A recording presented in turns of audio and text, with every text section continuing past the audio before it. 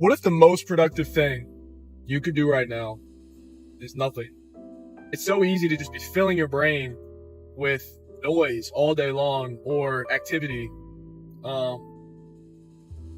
It's really hard for us to sit in silence and just be with our thoughts. I see this in myself that between classes or work or like just now I'm driving and I'm always playing music, always playing podcasts, or I'm working on something on my phone. And I can't just sit there and let myself be present in the moment and with my thoughts because it feels less productive. But that's a lie. Your most creative moments are going to be in moments of silence, because in moments of silence, you can finally just look internally. You can analyze what you're thinking and feeling for yourself. You're not distracted by whatever you're doing or whatever you're listening to. That's where new ideas will come from. And that's where you can give yourself the space to ideate outside of whatever's happening in your day or whatever rut of a routine you're in. Main reason I turned the camera on is because I really wanted to remind you guys, really myself, that less is more. I know that I get caught in this idea of needing to squeeze as much out of every minute of my day as possible. So, I'll multitask, I'll listen to things while I'm working, or I'll do things while I'm driving, or while I'm eating like dinner and things. Any way that I can feel like I'm squeezing more productivity into my day. And it's hard to shift away from that. It's hard to just sit there eating dinner in silence, leave my phone down, or to just drive in silence.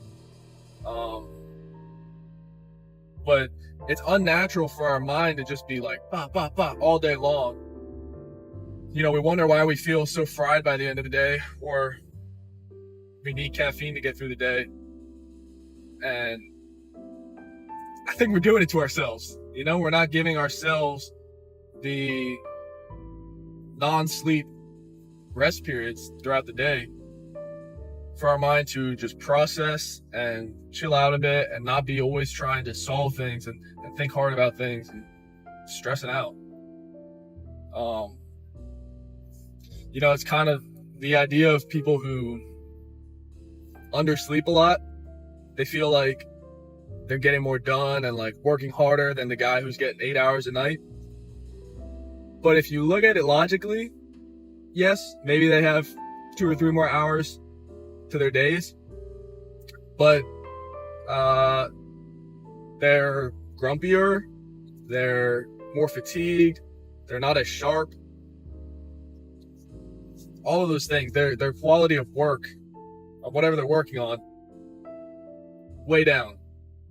And outside of like just, the fact that they're probably not really doing a whole lot more than the guy who's sleeping well, because they're deprived, they're also just going to be feeling like crap and be crappier people in general. But yeah, man, I think it's a pride thing sometimes. Like, we're not humble enough to accept our own limitations. We just think that we always constantly need to be pushing to do more if we can. And what that is it's ignoring the fact that like we get worn out and we get burnt out and tired, and we can't expect to be productive in a good kind of way running on fumes.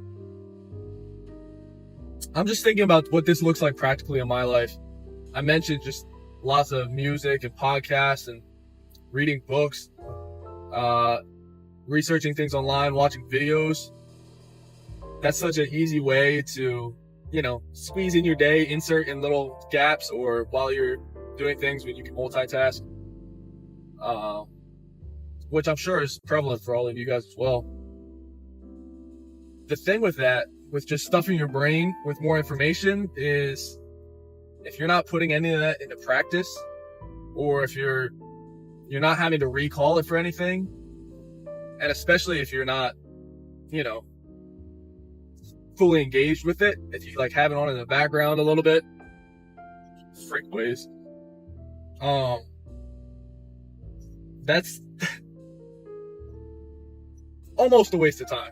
I wouldn't say a complete waste of time, but the amount that you're actually absorbing and